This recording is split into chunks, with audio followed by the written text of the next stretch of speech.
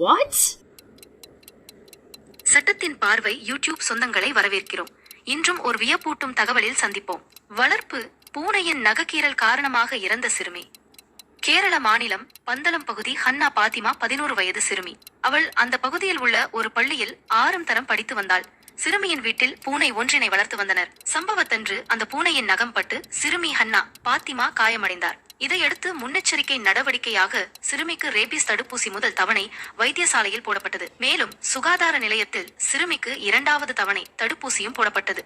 அதன் பிறகு வீடு திரும்பிய சிறுமி ஹன்னா பாத்திமாவுக்கு திடீரென உடல் நலம் பாதிக்கப்பட்டது. இதையடுத்து சிறுமி மீண்டும் ஆஸ்பத்திரிக்கு அழைத்துச் செல்லப்பட்டாள்.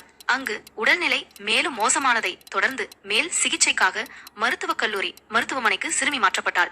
அங்கு சிகிச்சை பெற்று வந்த நிலையில் சிறுமி ஹன்னா பாத்திமா திடீரென இறந்தாள். பூனையின் நகக்கீறலுக்கு ரேபீஸ் தடுப்பூசிகள் போடப்பட்ட நிலையில் சிறுமி இறந்ததால் பரபரப்பு ஏற்பட்டது. ரேபீஸ் பாதித்து அவர் இறந்திருக்க கூடும் என்ற கருதப்படுகிறது. ஆனால் பூனையின் நகக்கீறல் காரணமாக சிறுமி இறந்திருக்க வாய்ப்பில்லை என்று மருத்துவமனை அதிகாரிகள் தெரிவித்துள்ளனர். ஆகவே டெங்கு அல்லது நிபா பாதிப்பு காரணமாக சிறுமி ஹன்னா பாத்திமா இறந்திருக்கலாம் என்றும் கருதப்படுகிறது. மேலும் இறப்பை கண்டறிவதற்கான சோதனைகள் நடைபெற்று வருகின்றன.